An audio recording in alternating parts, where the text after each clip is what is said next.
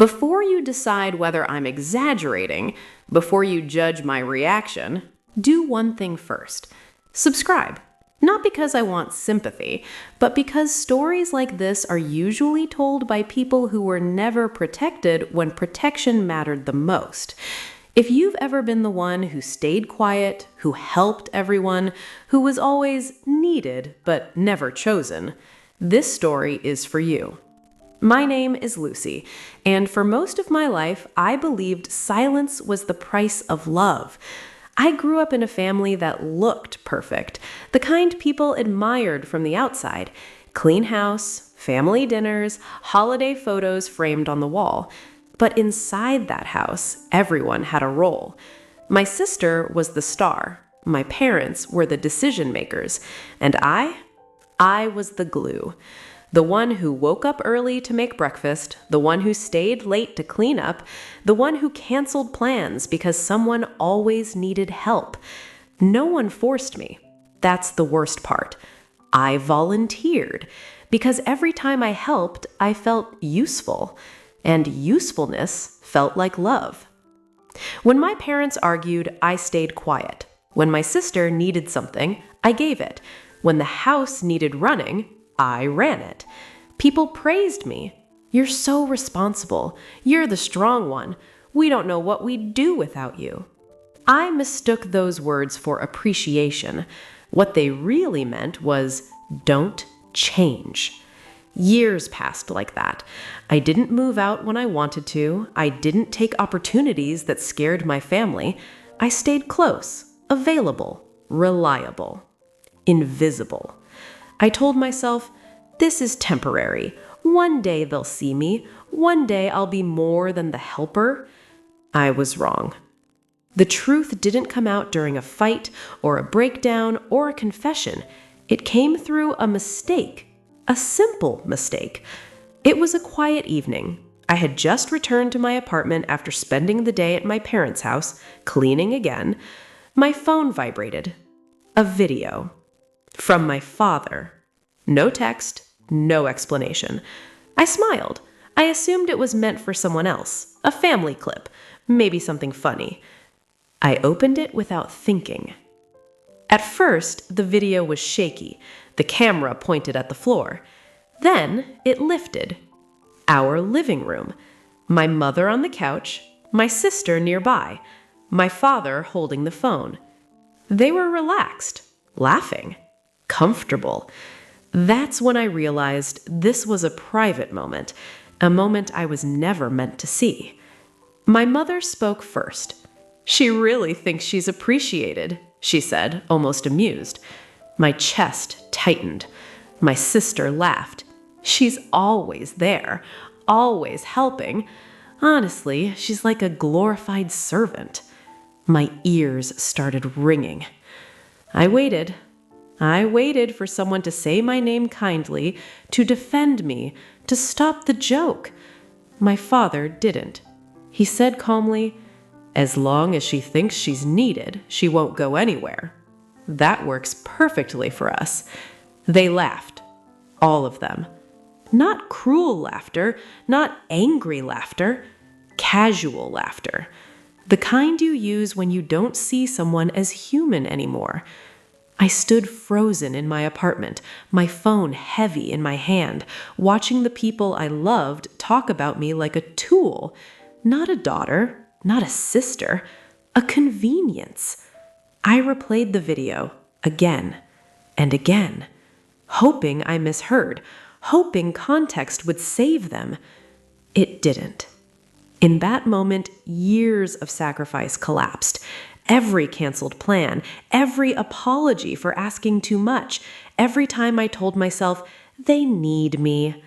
They didn't need me. They used me. And the scariest part? They understood me well enough to know I wouldn't fight back. That night, I didn't cry. I didn't scream. I didn't call anyone. I just sat there, realizing that the life I had built wasn't built for me at all. It was built around me. And that's when something inside me changed, not into anger, into clarity. Because once you see the truth that clearly, you can never unsee it. And what I did next was not what they expected. Not at all. After that night, I didn't confront anyone. That surprised even me. I woke up the next morning and made tea like always. I checked my phone. Missed calls from my mother. A message from my sister. Can you come by later? We need help with something. Need. That word used to control my entire life. I typed back, sure. And the moment I hit send, I realized something terrifying. They had no idea. They didn't know I had seen the video. They didn't know their secret was out. They still believed I was the same Lucy, the quiet one, the grateful one, the convenient one. So I decided to stay quiet, but this time for myself. I went to their house that evening. I cooked, I cleaned, I listened, and I watched. I noticed how my mother spoke to me without looking up from her phone, how my sister gave instructions instead of asking, how my father assumed I'd handle things without discussion. I noticed how no one asked me how I was doing. Not once. That hurt more than the video, because it confirmed something I didn't want to admit. The video wasn't a joke, it was the truth they lived by. Over the next few weeks, I became observant in a way I never had before. I listened carefully, I paid attention to patterns, I remembered conversations instead of brushing them off, and slowly I started seeing the shape of my life clearly. Every major decision in the family happened without me. Money discussions, plans, long-term choices. But whenever something went wrong, a bill, a conflict, a responsibility, that's when my name was spoken. I started asking myself a hard question. If I disappeared tomorrow, what would they miss? Me? Or the work I did? That question followed me everywhere. At night, I replayed the video again and again, not because it hurt, but because it reminded me to stay awake. I started documenting things, quietly. Old messages where I was told, "We can't do this without you." Emails where my help was expected, never thanked. Times and dates I canceled my own plans for theirs. I wasn't building a case. I wasn't planning revenge. I was grounding myself in reality. Because for years, I had been gaslighting myself, telling myself, they don't mean it. They're just stressed. They love me in their own way. But love doesn't require erasure. One afternoon, my sister called in a panic. Something had gone wrong. An event, money, details she forgot. "Lucy, you're the only one who can fix this," she said. The old me would have rushed over. This time, I paused. Just a pause. 2 seconds. It felt dangerous. "I'll see what I can do," I said. Not yes, not no. That night, my mother called. She sounded annoyed. She said, "You've been distant lately. Is something wrong?" I almost laughed. I wanted to ask her, "How long have you felt this comfortable using me?" Instead, I said, "I'm just tired." She sighed. "Well, everyone's tired. You'll get over it." That sentence broke something open in me, because that's what they believed, that I'd always bounce back, always adjust, always return to my place. They had no idea that the silence they depended on was the same silence that was teaching me everything. Weeks passed. I stopped sharing my personal life, stopped explaining myself, stopped filling the gaps they left. And slowly, I noticed the shift. Things started slipping. Deadlines missed, confusion, tension. My sister snapped at me one day. "What's gotten into you?" I looked at her calmly and said, "Nothing. I'm just doing less." She stared at me like she was trying to recognize a stranger. That night, I realized something powerful.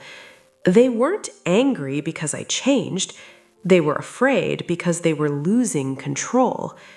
And that fear was my first taste of freedom.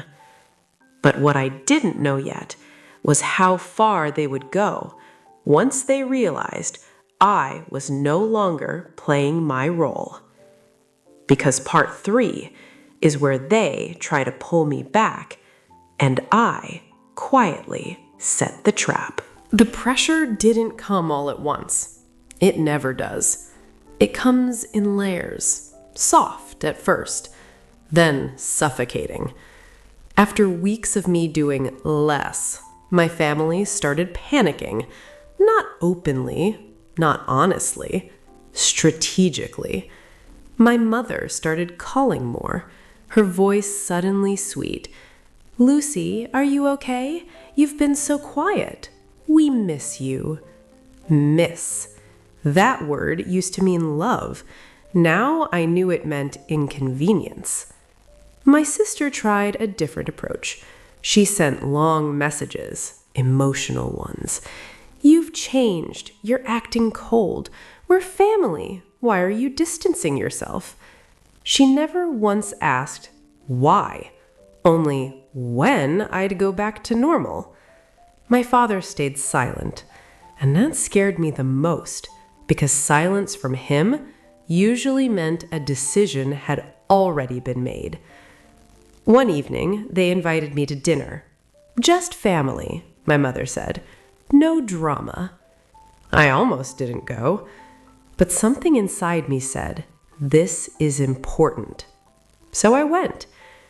The house felt heavier than usual, too quiet, like everyone was waiting for a cue. We sat at the table, food untouched. Finally, my father spoke. "We're worried about you," he said. "You seem distant." I nodded. "I am." My mother leaned forward. "Why? What happened?" I looked at their faces. People who had watched me give everything. People who laughed at my loyalty. And I realized something painful. They didn't want the truth. They wanted compliance. "I'm just tired," I said. "Tired of being needed only when something breaks." The room shifted. My sister scoffed. "That's not fair. You make it sound like we use you." I didn't respond. Silence makes people uncomfortable when they're guilty. My father cleared his throat. "We all contribute in different ways," he said. "You just happen to be good at helping." Helping. The same word, different night. That's what I knew. They would never admit it, not until they had to. So I stopped trying to be understood. I started planning the moment they would have no choice but to listen. Over the next month, I pretended to soften. I helped a little more, answered calls quicker, smiled again. They relaxed. My mother told relatives, "Lucy's back to herself." They thought the danger had passed. They didn't realize I was gathering everything I needed. I documented how much I had done for years, bills I paid, responsibilities I handled, emergencies I solved. I found messages where they openly depended on me, emails where I was expected to fix things as usual, and then I found something else. A conversation, not meant for me, just like the video. My sister had been planning a major family decision, one that would affect everyone, without telling me, without including me, assuming I'd adjust, like always. That was it. I didn't confront her. I didn't warn anyone. Instead, I waited for the day they would announce it publicly. And when that day came, I showed up prepared. They gathered everyone, relatives, friends, smiles, speeches, celebration. My sister proudly explained the plan. My parents nodded. And then I stood up. My hands didn't shake. My voice didn't crack. I said, "I'd like to share something before we celebrate." They looked confused, annoyed. I played the video. The same one, clear, undeniable. My mother's face drained of color. My sister froze. My father couldn't look at me. The room went silent. I let it finish. Then I spoke. "This is how you see me. This is how you talk about me when you think I'm not listening." No yelling, no insults, just truth. "I've given years of my life to this family, and you reduced me to a role that benefited you." I looked at my father. "You taught me that silence equals loyalty, but silence also hides abuse." I turned to my mother. "You said I should be grateful." I was, until I realized gratitude was being used against me. And then I looked at my sister. "You never needed me. You needed control." No one interrupted. No one defended themselves, because there was nothing to defend. I picked up my bag. I'm done helping. I'm done staying quiet, and I'm done shrinking to make this family comfortable. I walked out. Behind me, everything I had held together began to fall apart. And for the first time in my life, I didn't rush back to fix it. Because part 4 is where I finally choose myself and discover what freedom actually costs. When I walked out of that house, I expected to feel angry. I didn't. I felt light. Not relieved, not happy. Just light. Like I had finally put down something heavy I'd been carrying my entire life. For days after that night, no one contacted me. No calls, no messages, no apologies. That silence hurt, but it also confirmed something important. They didn't miss me. They missed the stability I provided. A week later, my mother called. Her voice was shaky. "Lucy, we didn't mean it like that." I almost laughed. "Then how did you mean it?" I asked calmly. She paused, searching for the right words she had never needed before. "You know how families joke," she said. "You took it too seriously." That's when I understood. They weren't sorry for what they said. They were sorry I heard it. "I didn't misunderstand," I replied. "I finally understood." She cried, said she raised me better than this, said I was being dramatic, said family shouldn't embarrass family. Embarrassment. That's what hurt them, not the truth.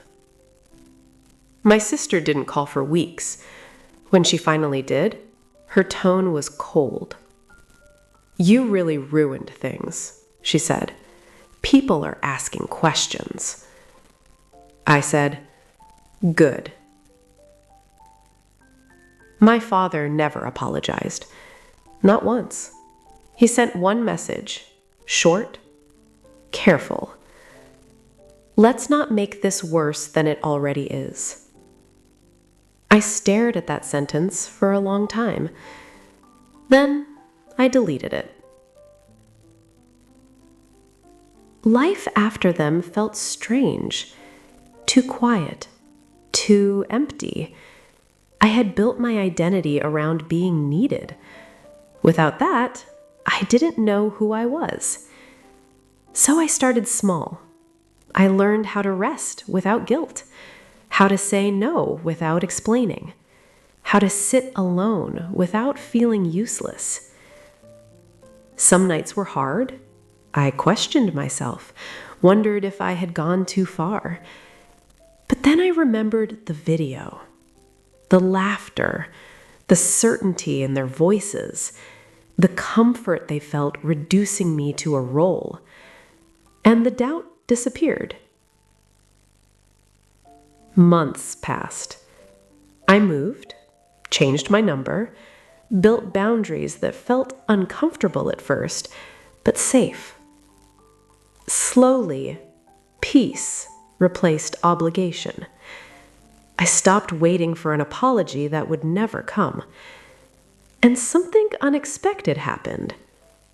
People who knew my family started seeing them differently. Without me holding things together, cracks appeared everywhere. Plans failed, responsibilities were exposed, the perfect family image faded. Not because I attacked them, but because I stopped protecting them. One evening, I received a message from a distant relative. "I never realized how much you did," it said. "Things aren't the same without you."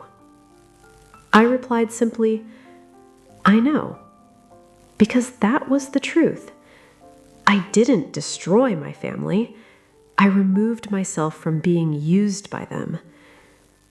And if you're listening to this, wondering whether silence is strength, let me tell you something I learned the hard way. Silence is only powerful when it's a choice. Mine never was. Until now. If this story stayed with you, if any part of it felt familiar, subscribe. Not because I want support, but because stories like this are told by people who finally chose themselves. And once you do that, you never go back.